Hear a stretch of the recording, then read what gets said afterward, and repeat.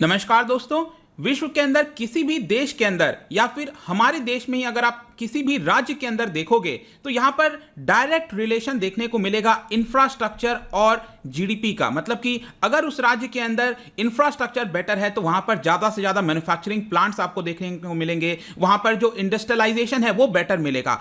और जब हम इंफ्रास्ट्रक्चर की बात करते हैं तो जो रोड ट्रांसपोर्टेशन है, हाईवेज हैं, वो सबसे क्रिटिकल रोल प्ले करते हैं। तो यहां पर एक अच्छी खबर यह आई है कि भारत के अंदर पिछले एक वर्ष में जो 2020-21 का वित्तीय वर्ष गया है, इसमें भारत ने सबसे ज्यादा हाईवे का कंस्ट्रक्शन किया है। और इसी के बारे में आज हम देखेंगे कि कैसे यह पॉसिबल हो पाया है। तो काफी कुछ जानने को है, चलिए आगे बढ़ते हैं। मैं हूं अंकित अग्रवाल और अपडेट के लिए आप मुझे फॉलो कर सकते हैं इंस्टाग्राम, फेसबुक और ट्विटर पर। मेरे लेक्चर की हर पीडीएफ आपको फेसबुक पर तो मिलेगी, प्लस साथ में आप मेरा टेलीग्राम चैनल ज्वाइन कर सकते हैं by searching Ankit Agarwal official. और जैसा कि आपको पता है कि यूपीएससी के एग्जाम्स आने वाले हैं, अगर आप अपनी प्रिपरेशन कर रहे हो 2021-22 के लिए, आप हमारे यूपीएससी कोर्स को ज्वाइन कर सकते हैं, जहां पर कॉम्प्रिहेंसिव वे में करंट, स्टैटिक हर एक चीज एक जगह उपलब्ध करा दिया जाता है। चलिए देखते हैं एग्जैक्टली यहां पर हुआ क्या है। तो अभी हमारा 31 मार्च 2021 को जो वित्तीय वर्ष है वो खत्म हुआ है और उसी के बाद ये सारे आंकड़े सामने आए हैं, जिसमें बताया गया है कि एक साल के अंदर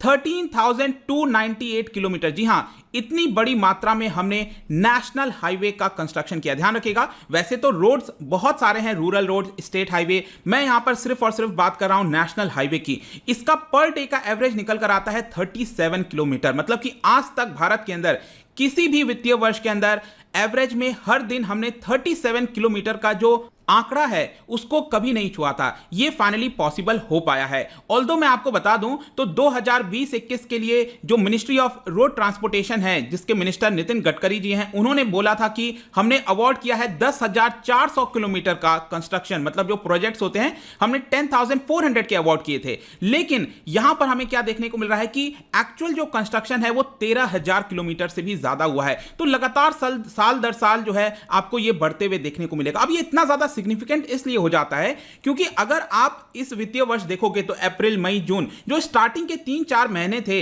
वो तो आपका अकेले कोविड में ही चला गया, लॉकडाउन में चला गया, जब कुछ भी काम नहीं हुआ था। उसके बावजूद भी अगर हमने ये अचीव किया है तो ये दिखाता है कि देश के अंदर पोटेंशियल है, लेकिन शायद उस पोटेंशियल को अभी तक हम उभार कर नहीं ला पाए थे। और इसी को देखते हुए यहां पर आप देख सकते हो नितिन गडकरी जी का थर्सडे को स्टेटमेंट आया कि it is a world record. किसी भी देश के अंदर इतनी बड़ी मात्रा में इतना सारा कंस्ट्रक्शन कभी देखने को नहीं मिला। और इसी की वजह से मुझे विश्वास है कि आगे आने वाला जो वित्तीय वर्ष है, जो अब स्टार्ट हो चुका है 1 अप्रैल 2021 से 22 के बीच में, हम 40 किलोमीटर रोड पर डे का एवरेज अचीव कर पाएंगे। यहां पर 14,600 किलोमीटर का टारगेट रखा गया है। ऑल्दो मैं आपको बता दूं तो 2017 में भी यहां पर नितिन गडकरी जी ने कहा था कि 40 किलोमीटर का हमारा टारगेट है, लेकिन वो कभी अचीव नहीं हो पाया। लेकिन फाइनली हम शायद उसकी तरफ अब बढ़ रहे हैं। लेकिन यहां पर सबसे बड़ा क्वेश्चन आता है कि ये अचीव कैसे हुआ, कौन कौन से ऐसे चीजें थी, क्या क्या रिलीफ मेजर्स लिए गए सरकार के द्वारा जिसकी वजह से ये हो पाया। तो यहां पर सबसे पहला जो काम ये किया गया, पहले क्या होता था कि जो बिलिंग होती थी, बिलिंग का मतलब है कि जब सरकार जो है मिनिस्ट्री ऑफ रोड ट्रांसपोर्टेशन ये देखती थी कि कॉन्ट्रैक्टर ने कितना काम कर लिया, उसको बोल दिया जाता था कि आप 500 किलोमीटर का काम कर लोगे तब हम आपको जो पैसा है वो रिलीज कर देंगे। लेकिन इसमें अब यहां पर सरकार ने शिफ्ट कर दिया। सरकार ने यह कहा आप जितना भी काम कर रहे हो उसके हिसाब से हम तुरंत आपको पैसा रिलीज करते रहेंगे। पहले क्या होता था कि 500 अगर सपोज किलोमीटर या फिर 100 किलोमीटर जितना भी बनाना है, उसको बनाते बनाते 45-75 डेज के अंदर लग जाता था, तो लंबा समय लग जाता था, जिसकी वजह से जो कॉन्ट्रैक्टर है उसको पैसा नहीं मिल पाता। लेकिन यहां पर अब सरकार ने यह किया कि मंथली बिलिंग स्टार्ट कर दी। 30 दिन के अंदर जितना भी आपने काम किया हम तुरंत आपको पैसा रिलीज करेंगे। तो यह सबसे बड़ी चीज होती है, क्योंकि कॉन्ट्रैक्टर्स को बहुत ज्यादा अमाउंट हैवी इन्वेस्ट करना होता है इसके अंदर। अगर उसके पास एक महीने के अंदर पैसा नहीं आया तो फर्दर उसको पैसा नहीं पे कर पाएगा। यह सबसे बड़ी चीज थी। तो ये जो कैश कन्वर्जन साइकिल है वो यहां पर सरकार ने चेंज कर दिया, जिसकी वजह से जो कैश का फ्लो है वो लगातार आपको देखने को मिलेगा। इसके अलावा और क्या यहां पर चीज किया गया था, बेसिकली आपने देखा होगा कि जब माइग्रेशन हुआ था, जब लॉकडाउन वगैरह लगा था, तो बड़ी मात्रा में जो लोग हैं वो गांव की तरफ चले गए थे।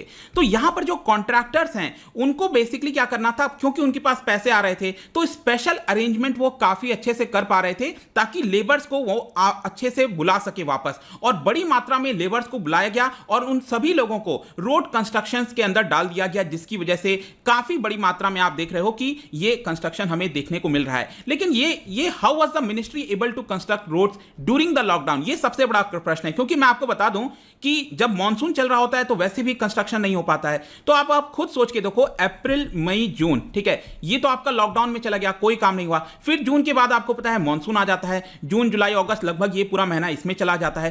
अगस्त के बाद से, अगस्त सितंबर के बाद से मेन काम हुआ, मतलब स्टार्टिंग के 5-6 महीना तो आप सोचो इसी में चला गया। उसके बावजूद भी हमने ऐसा करना पॉसिबल हुआ। अब ये बेसिक कारण ये होता है इसके अंदर कि जो सरकार है उसने ये कह दिया कि कॉन्ट्रैक्टर जो भी लोन ले रहा है, देखो यहां पर सरकार ने काम किया कि कॉन्ट्रैक्टर को दिया जाता है काम करने के लिए, कॉन्ट्रैक्टर को बनाना है पूरा रोड, तो कॉन्ट्रैक्टर क्या पैसा अपना खुद का लगा पाता है सारा? नहीं, कॉन्ट्रैक्टर क्या करता है, बैंक से लोन लेता है। तो यहां पर सरकार ने यह कहा कि जो भी कॉन्ट्रैक्टर लोन ले रहा है बैंक से, तो सरकार पीछे खड़ी है। अगर यह कॉन्ट्रैक्टर पेमेंट नहीं कर पाया बैंक को, तो सरकार यहां पर वो पेमेंट कर देगी। तो यहां पर क्या हुआ कि लोन लेने में बहुत ज्यादा आसानी हो गया था कॉन्ट्रैक्टर को, तो यह भी एक काफी बड़ी चीज थी। इसके अलावा यहां पर सरकार ने एक और काम यह अच्छा किया कि लैंड पहले से ही प्रोवाइड कर दिया। सबसे बड़ा चीज क्या होता है, किसी भी रोड कंस्ट्रक्शन में आपने देखा होगा हमेशा लैंड का मुद्दा आता है, यहां पर लैंड नहीं मिल पाता, लेकिन इस बार सरकार ने जो जमीन है उसको पहले से ही अलॉट कर दिया, दे दिया, ताकि इसमें कोई भी डिले ना हो। और ये सभी कारण बताए जा रहे हैं जिसकी वजह से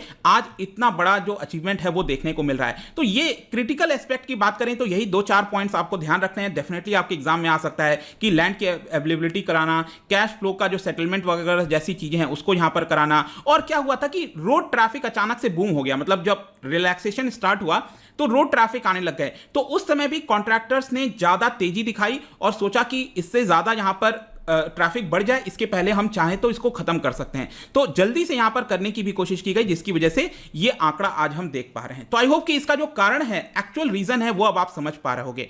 नेक्स्ट यहां पर मैं आपको थोड़ा सा अगर हाईवे कंस्ट्रक्शन की बात करूं प्रेजेंट गवर्नमेंट के अंदर, तो 2014 के बाद से अगर आप देखोगे एवरेज में करीब 25 किलोमीटर पर डे यहां पर आपको देखने को मिलेगा। मतलब पिछले 6-7 वर्षों में 25 किलोमीटर हर दिन यहां पर हाईवे का कंस्ट्रक्शन हुआ है, which is 3 times more than previous. अगर आप 2012 से 14 के बीच में देखेंगे तो 9 किलोमीटर रोड का ही पर डे का कंस्ट्रक्शन होता था, विच इज ऑलमोस्ट 3 टाइम्स आप कह सकते हो। इनफैक्ट अटल बिहारी वाजपेयी जी के समय भी अगर आप देखो तो इसमें काफी हद तक रफ्तार दी गई थी। मैं आपको आंकड़ा भी दिखाऊंगा, अच्छे से आप देख पाओगे। तो 2014 से 15 और 2021-22 के बीच में यहां पर सरकार ने एक और काम किया कि एक्सपेंडिचर ज्यादा कर दिया। पहले क्या होता था कि उतना ज्यादा एक्सपेंडिचर नहीं किया जाता, तो जब तक आप एक्सपेंडिचर नहीं बढ़ाओगे तब तक रोड कंस्ट्रक्शन नहीं होगा।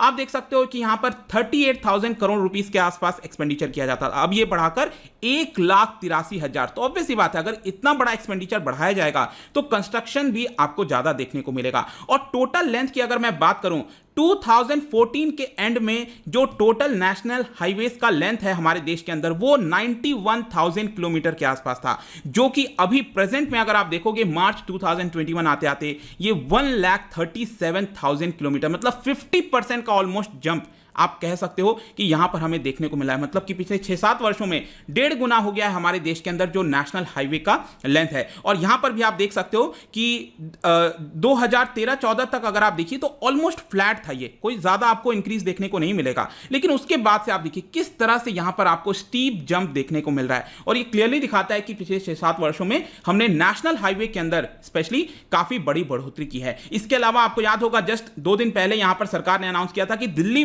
और मेरठ का जो एक्सप्रेसवे है उसमें काफी समय लग जाता था, करीब 2.5 घंटे के आसपास लग जाते थे जाने में, अब यहां पर सिर्फ 45 मिनट्स लगा करेंगे।